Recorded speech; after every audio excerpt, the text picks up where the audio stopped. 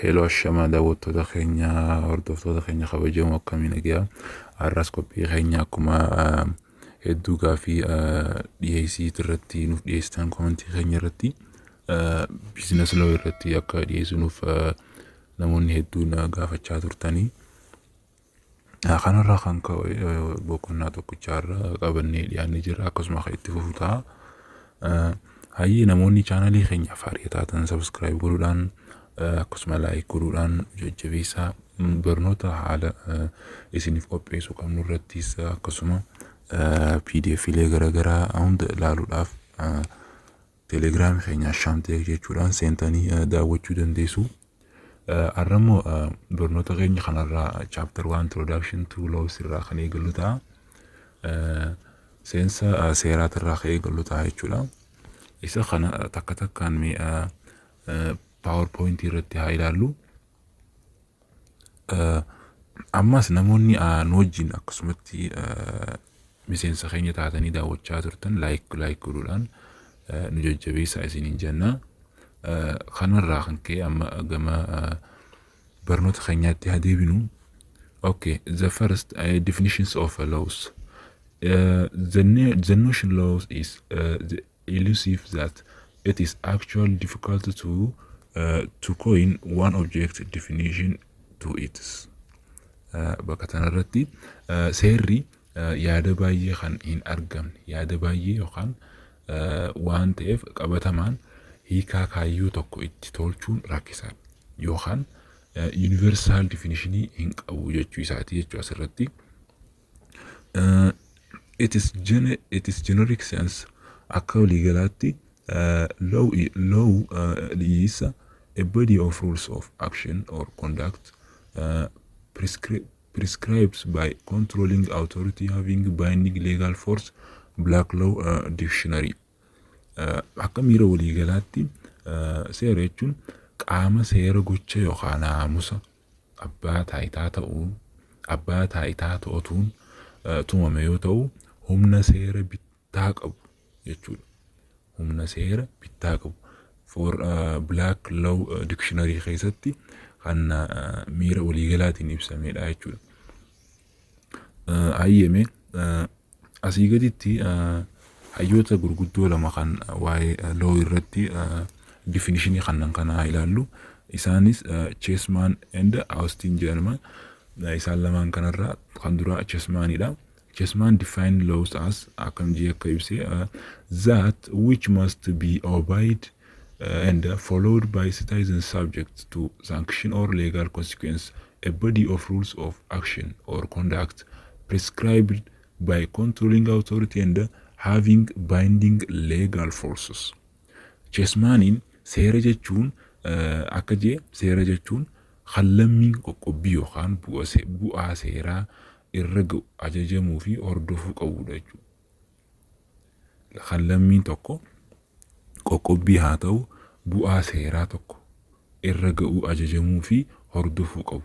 Qaama dambii gocha yookaan naamusa qaamaa ta'uun tumame jechuudha. Naamusa qaama sanii yookaan naamusa wanta tumame sanitti ta'uun tumamee fi humna seeraa dirqisiisaa qabudha jechuudha. Humna seeraan wanta san akka raawwatamuuf dirqisiisaas kan qabudha jee Chessmanin dabarse jechuudha.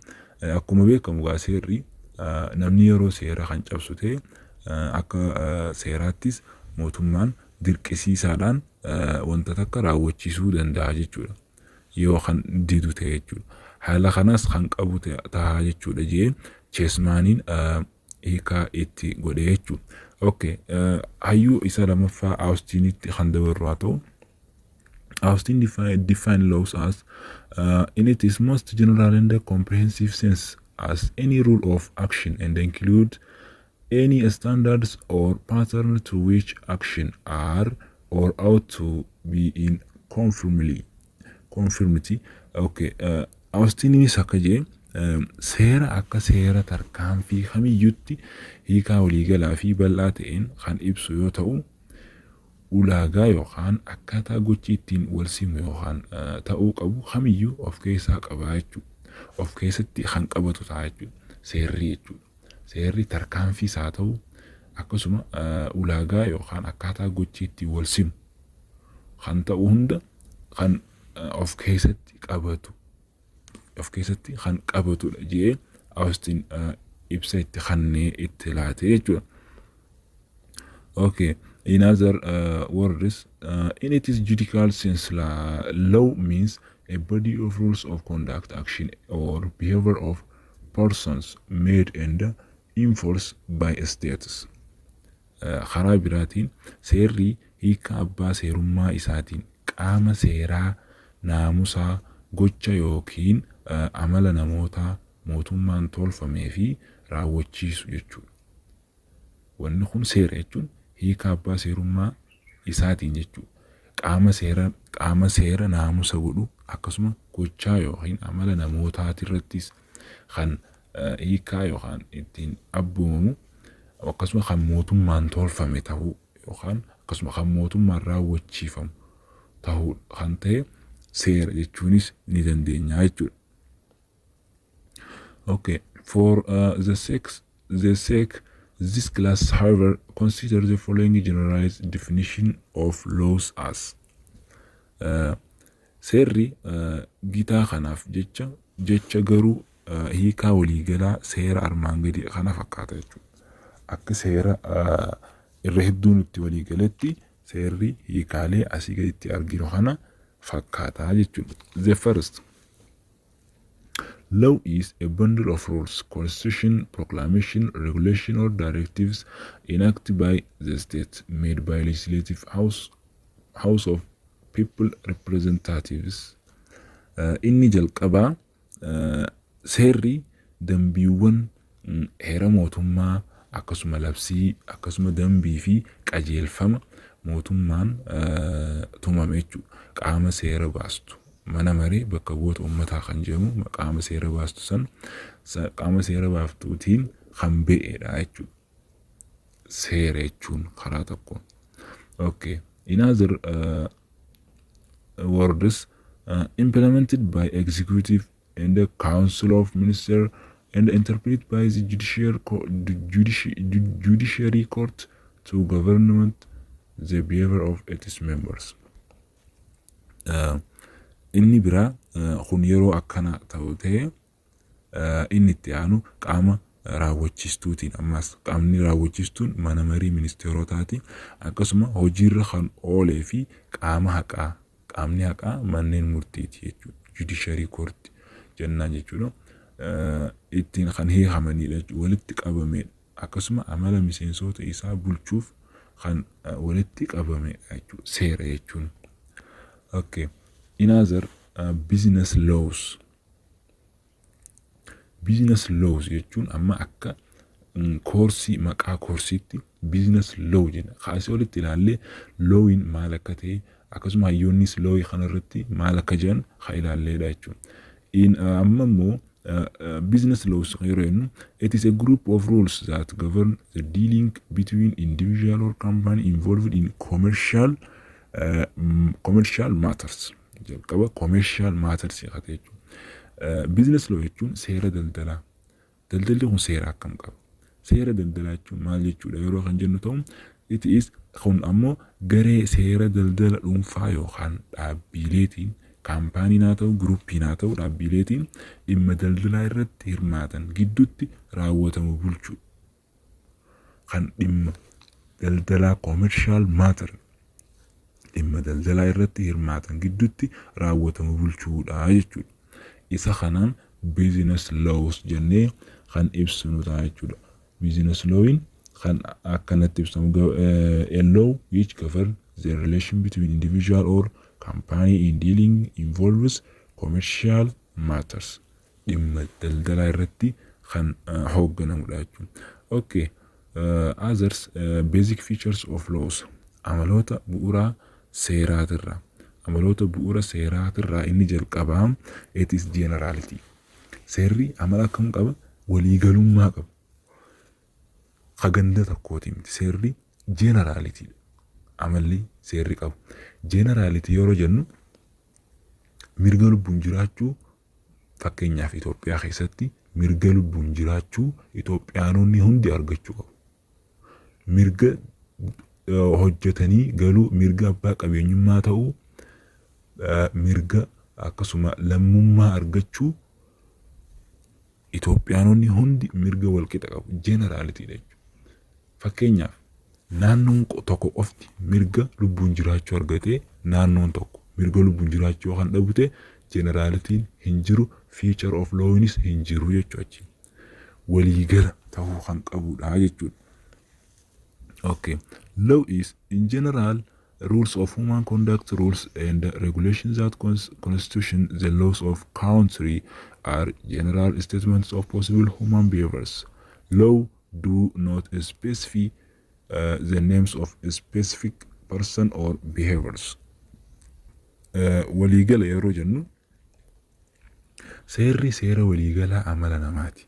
Dambiiwwanii fi dambiiwwan seera biyya tokkoo hundeessan ibsa waliigala amala dhala namaa ta'uu danda'anidha.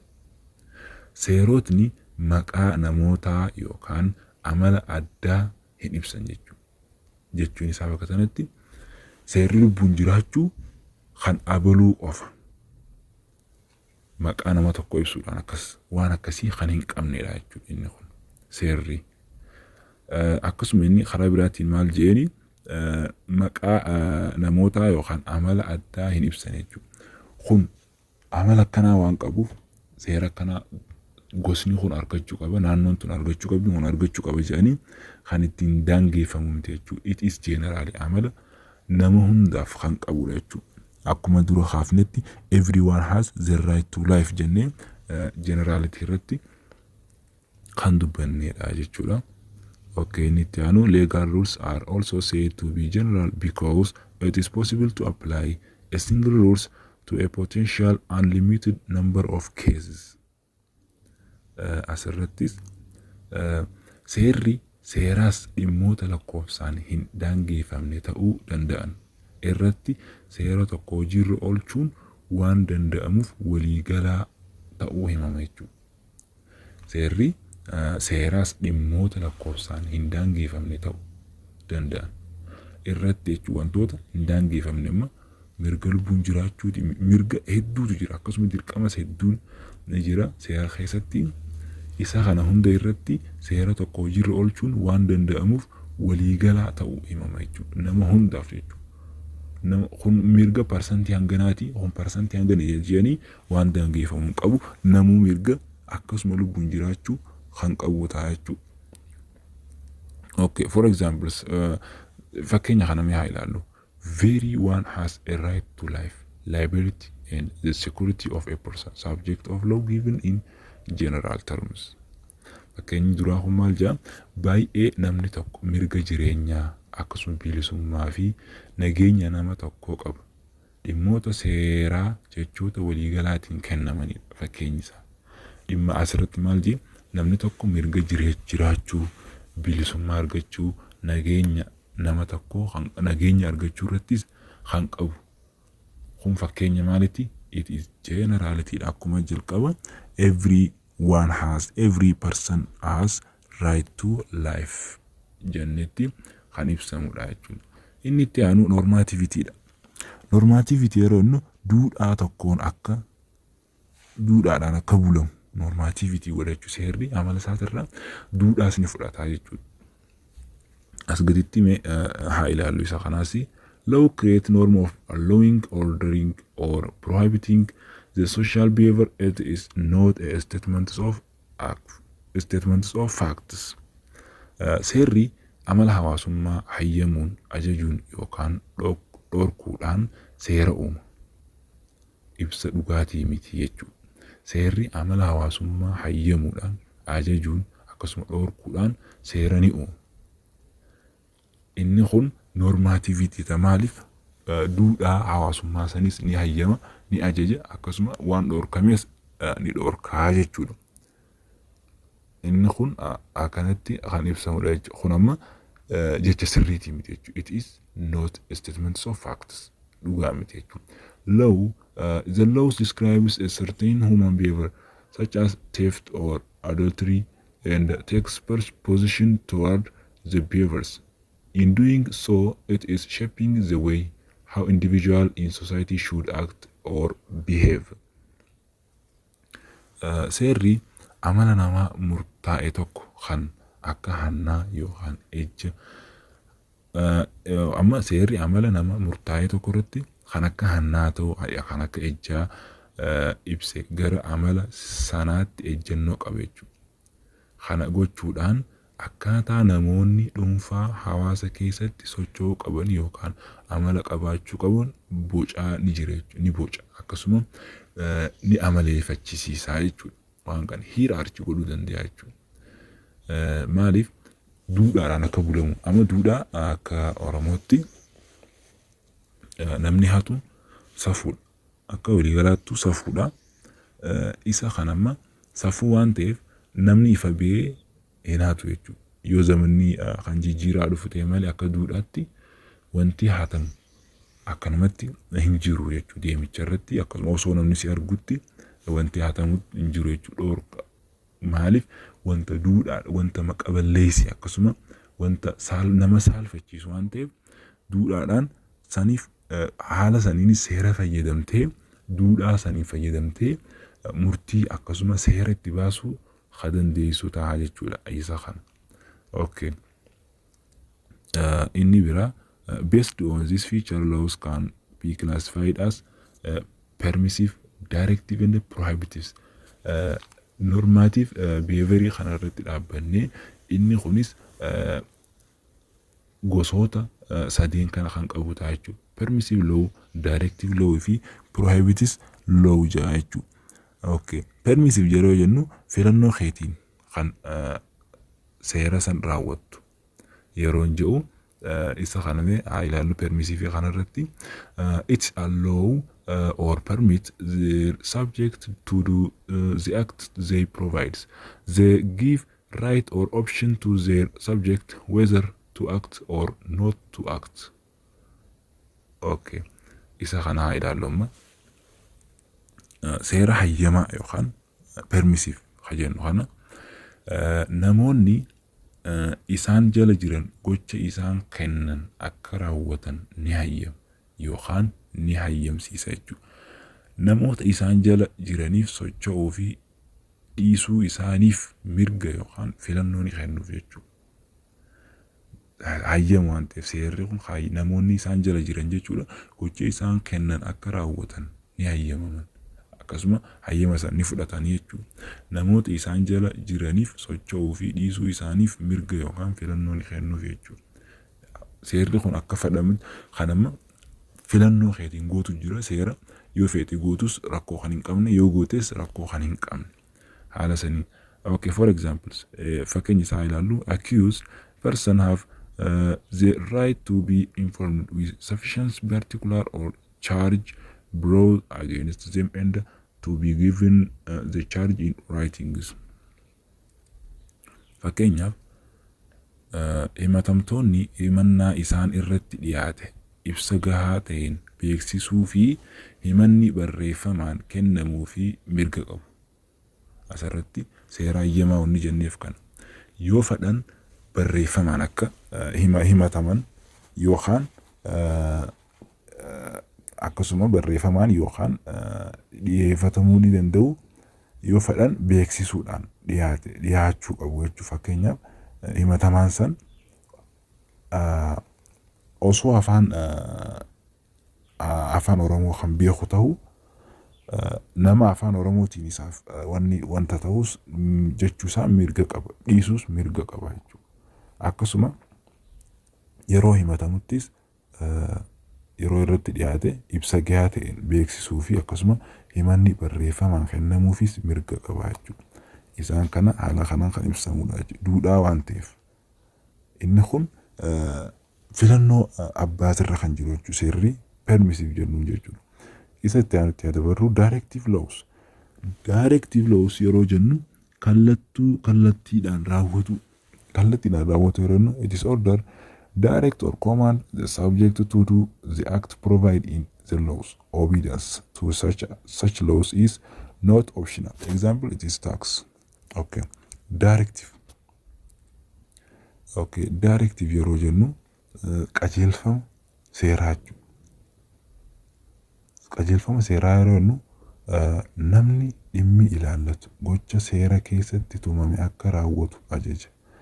Qajeelcha yookaan ajaja seerota akkasiitiif bitamuun filannoo miti jechuudha. Fakkeenyaaf waan akka gibiraa jechuudha.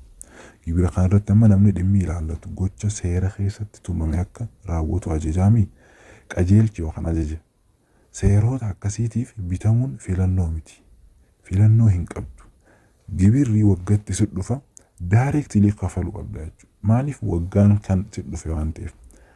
Wantoota garaagaraa hedduutu jira.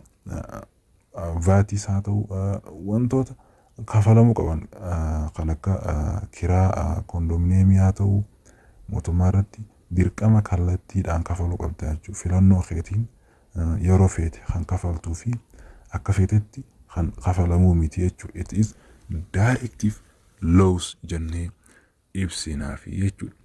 Okay. Inni itti prohibitive laws jennaan. Prohibitive laws jechuun wantoota dhorkamoo akka hin raawwanne godhu. Wantoota dhorkamoo ta'an. Isa kanas gabbunaa ilaallu. It is discourage the subject from doing the act occurred not to be done. If the subject does the act against the prohibition, a sanction follows as the consequence of the violations.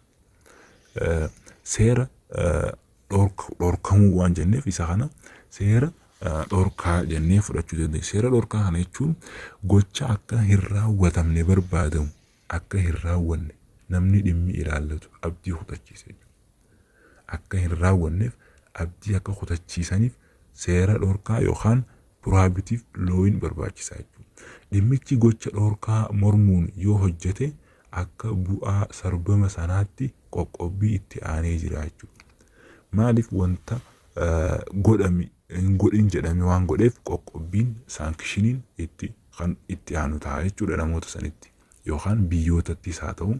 Biyyoonni hedduun amma yeroo agartan taate gabbina niwukilaaraatiif namoo Iraanii fi akkasuma Ameerikaa irratti amma yoo ilaaltan taate walitti bu'iinsa hedduu akkasuma osoo godhanii wantoota kana ma hin raawwatiniif ni raawwadhaaf saankishiniin hedduun walirratti deddeebi'a jechuudha. Kanarraa kan ka'e prohibitiin kun kan gochaa kanaan saankishin godhamudha jechuudha. Fakkeenyaaf wantoota saankishin ta'an isaan kana haa ilaallu. Criminal law, any unmarried person who married another he now to be tied by the bond of existing marriage is punishable with simple imprisonment. Fakkeenyaaf criminal law jechuun seera yakkaa. Seera yakkaa yeroo jennu nama ajjeesuu haa ta'u wantoota hedduutu jira jechuudha criminal law keessatti. Inni guddaan criminal law irratti kan xiyyeeffatu ta'a jechuudha. Akkasuma saankishinii irrattis kan prohibited godhamudha jechuudha. Okay. Inni itti aanu amala law keessaa seerri amala qabu keessaa law regulates social behaviors. Seerri amala hawaasummaa to'ata. Seerri kun hawaasa akka to'atamu control akka ta'aniif kan bu'aa qabudha jechuudha. Inni kun gadi kan itti ilaallu. It is also interesting to note the law is not concerned with every kind of human behaviors, but only with the social behaviors of man, his behavior as far as it matter to concern social relationships. Akkasumas seerri gosa amala namaa hunda osoo hin taane amala hawaasummaa namaa qofa kan ilaallatu ta'uu isaa hubachuun nama hawwata. Amala isaa hanga hariiroo hawaasummaa murtaa'eef barbaachisaa ta'etti seerri amala hawaasummaa kan to'atuuni jechuudha. Ni to'atamanii jechuudha hangasitti kan ilma namaatiif interestii kan qabu waan ta'eef. Law addresses man as a social being. Law essentially regulates relationship between human beings. In other words, law is not interested in relations of man with machine or animals. Okay. Inni biraatis seerri nama akka uumama hawaasummaatti ilaala. Uumama hawaasummaatti seerri bu'uuraan hariiroo dhala namaa gidduu jiru ni to'ata. hariiroo dhala namaa jidduu jiru akka to'atu godha. Kana jechuun seerri hariiroo namni maashinii yookaan bineensota wajjin qabu irratti fedhii hin qabu jechuudha. Maashinii akkasumas bineensota wantoota sanarratti kan seera tumu miti. Bineensi tokko dhufe yoo kan balleessu ta'e bineensi san adabamuu akkasumas seerarra oolee murteeffamuu akkasumas maashiniin tokkos murteeffamuu hin qabu jechuudha.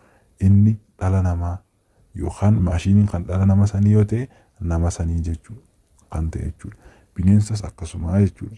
Haala kanaan kan seerri ittiin amala kan qabu tahaa jechuudha. Okay. Inni itti aanu law is intimately related with the states.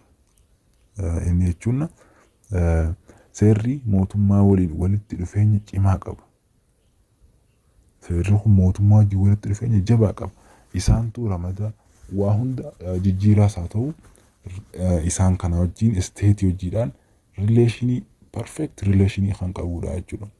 No law without state and vice versa. Asirratti jechuun ni barbaadeef seerri mootummaa malee hin jiru. Akkasuma faallaa kanaatiin seerri mootummaa malee hin jiru, mootummaanis seera malee hin jiru jechuu fedhe asirratti. Haala kanaan seerri mootummaa waliin walitti dhufeenya qabaachuu ibsaa jechuudha. Inni shanaffaa sanctions. Sanction jechuun qoqqobbii. Akkuma reefu Iraan Ameerikaa qoqqobbii walirra kaayu jennetti inni kunis amala seerri qabu keessaa qoqqobbiis kan qabudha jechuudha. Okay, sanctions. The other main feature of laws is it is backed by sanction. Failure to comply with the law result in the inflictions of sanctions. Qoqqobbii jechuun wanni inni guddaan labsicha inni biraan qoqqobbiidhaan kan deeggaramedha. Inni amala looyii keessaa inni tokko kan qoqqobbiidhaan deeggaramedha. Seera kabajuu dhabuun qoqqobbii kaa'uu fida jechuudha. Seera yeroo kabajuun didu maaliif seera amma Ameerikaan niwukilarii yeroo biyyoonni biraa hojjetan biyyoonni san seera malee fayyadamuudhaan booda miidhaa biyyoota garagaraatti irra gaggeessan jettee seera sanitti fayyadamuudhaan saankishina kaayuu dandeessee jechuudha. Akkasuma Raashiyaanis amma Yuukireen wajjin walitti bu'iinsa godhame kanarratti Ameerikaa ta'uu warroonni dhiyaa kun saankishina hedduu kaayan seera dabsitee biyyoota keessa seenuudhaan ololaa fi lola baasti jedhanii akkasitti saankishina kaayuunis ni jira jechuudha.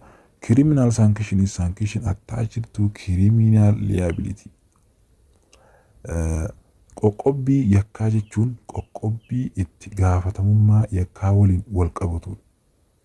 Qoqqobbii yakkaa jechuun qoqqobbii itti gaafatamummaa yakkaa waliin wal qabatudha. Itti gaafatamummaa nama itti gaafatamu sanii hojiis wal qabata qoqqobbii yeroo jedhan. Inni kaanis civil sanction is sanction imposed by civil courts. Qoqqobbiin siviilii jechuudha. Qoqqobbii mana murtii siviiliitiin kaa'udha jechuudha. Maaliif siviiliyaanii waan ta'aniif uummanni kun qoqqobbii isaanii maaliin godhamu gama mana murtiitiin siviilii kaa'uu jechuudha. Haala kanaan saankishiniinis itti amala seeraa keessaa isa tokko ta'e. Inni dhumaa hierarchy of laws jennaan. Hierarchy of law jechuun hierarkii seeraa yookaan sadarkaa akkasuma mootummaa isteeppii yookaan taayippii isaa seera taayippii isaatiin kan ilaallu jechuudha. Okay, the main hierarchy expressed as ascending serious rank or degree of power and authority with correlation subjection each to the one next above. It is used to describe the structure of power relationship with varying amount of power and authorities. Hierarchy yeroo jennu jechi hierarchy jedhu kun sadarkaa yookaan akkuma jennetti sadarkaa yookaan sadarkaa aangoo fi aangoo wal duraa duubaan ol kaa'u. Steepii wal duraa duubaan aangoo kaa'u bitamuu wal qabsiisaa wajjin akkasuma tokkoon isaanii isa itti aanutti kan ittiin hoogganamanidha jechuudha. Tokkoon isaanii isa itti aanu irratti. In short, it is chain of subordination between laws. Gabaabumatti jechuudha. Caasaa hariiroo aangoo hanga aangoo fi aangoo adda addaa qabu ibsuuf kan ooludha. Gabaabumatti sansarata seeraa gidduutti bitamudha. Sansarata seeraa yeroo jennu heera Federal Democratic Republic of Ethiopia irratti kan laallu yoo ta'u isa armaan gadii kanaa jechuudha. Innis maali? Constitution, proclamation, regulation and directions. Isaan akkanatti wal duraa duubaan taayan kun aangoon wal duraa duubaan ol kaa'amee kan taa'e akkasuma tokkoon isaanii isa itti aanutti kan hirkatan akkasuma kan bulanidha jechuudha. Proclamation and the international treaty enacted and ratified by Parliament. Inni jalqaba. Proclamation fi international treaty kan Parliament raawwatamee fi ragga'edha jechuudha. Proclamation yeroo jennu mana marii bakka bu'oota uummataa jechuu dandeenya jechuudha. Isaan kun maaliini kan Parliament raawwatamuu fi ragga'udha jechuudha. Inni itti aanu regulation enacted by Council of Ministers. Regulation jechuun akkuma reefu ibsinetti Council of Ministers jenne regulationiin kun dambiidha. Dambii kana manni marii ministeeraa kan ta'edha jechuudha. Manni marii ministeeraa kan hoogganu akkasuma kan keessatti hojjetudha jechuudha. Regulationii kana dambii keessatti jechuudha. Inni kan directive enacted at government agency. Directive yeroo jennu qajeelfamoonni bu'eessarraa ba'a agency mootummaa irratti kan labsamudha jechuudha. Qajeelfamoonni agency mootummaa irratti kan labsamudha. Inni jalqaba constitutionidha. Itti aanee proclamation, regulation and direction jennee isa kan akkanatti adda baafannaa jechuudha. Inni kun amaloota seerri qaban keessaa isa dhumaa isa jaffaatii jechuudha. Inni jalqabaa maal jenne generality waliigalummaa yookaan wanta hunda nama hundaaf waliigalatti qooduu fi normativity jenne itti aanee normativityin duudhaadhaan akka bulamu yookaan akka hoogganamu. Duudhaan kunis wantoota sadii of jalaa qaba. Permissive law, directive law and prohibitive law jennee keenya jirra. Permissivein filannoo irratti kan qabameedha. Filannoo yeroo jennu mana murtii irratti amma fakkeenyaaf wanti tokko yookaan yeroo ati himatamtu barreeffamaan siif dhiyaachuu yookaan statementii yookaan dubbiidhaan spookiidhaan siif dhiyaachuudhaas mirga filannoo qabda jechuudha. Haala kana naa dhiyaatu qabeettee filachuu ni qabda jechuudha. Kan feete filattee kan feete dhiisuudhaaf permissive law irratti fayyadamu. Directive law jechuun kallattumaa kan seera san raawwattudha jechuudha. Permissive directivein kun fakkeenyaaf taaksii fa'a gibira yeroo kafaltu waan waggaa kana waggaa dhufuun kafala jettee ifirra kaayuun hin dandeemu. Wagguma kana keessa fiddee kafaluu dandeessaa jechuudha. Inni kun directive jechuudha. Kallattumaan raawwachuudha jechuudha wanta sun. Inni itti aanu prohibitive laws. Prohibitive laws jechuun wantoota dhorkaman akka hin raawwatamne godhu jechuudha. Wantoota dhorkaman yeroo jennu criminal laws jennee jirra. Wantoota adda addaati. Wantoota kana yoo kan hojjetan ta'e maaltu isaan eeggata? Sankishiniin akka eeggatu ibsinee jirra. Inni itti aanus law regulation, law regulated social behaviors. Inni itti aanus law regulation social behavioridha. Seerri amala hawaasummaa to'ata. Akka innitti seerri amala hawaasummaati wajjin kan wal to'atudha jechuudha. Inni itti aanu law intimately related with the states. Seerri mootummaa waliin akka waliin hidhata qabu laallee jirra. Seerri mootummaa malee hin jiru akkasuma mootummaanis seera malee hin jiru jennee keenya jirra. Inni shanaffaa sanction qoqqobbiidha. Qoqqobbiin kunis amala seerri qabu keessaa isa tokko. Yeroo seera raawwachuu dhiiste, yeroo seera san hojiirra oolchuu dhiiste saankishiniin si eeggataa jechuudha. Akka biyyaattis, akka namattis, akka gareettis jechuudha. Inni itti aanu inni dhumaa hierarchy of law'idha. Hierarchy of law jechuun akkuma kana dura himnetti tokkoon isaanii isa itti aanutti kan aangawanidha jechuudha. Akkasumas sadarkaa yookaan sadarkaa aangoo fi aangoo wal duraa duubaan ol kaa'u. Wal duraa duubaan constitution, proclamation, regulation and direction jennee wal duraa duubaan keenya jennee himnee jirra. Daawwattoota keenya irraa boqonnaa tokkichaa kana asumarratti PowerPoint goonee isiniif fixnee jirra. Boqonnaa itti aanu irratti kan isiniif qabannee dhufnu ta'a. Har'aaf asirratti dhaabbachuun keenya gaariidha. Kanaaf namoonni chaanalee keenyaaf haaraa taatan subscribe godhuudhaan nu cinaa dhaabbadhaa, nu jajjabeessaa isiniin jechuu barbaanna. Ammaas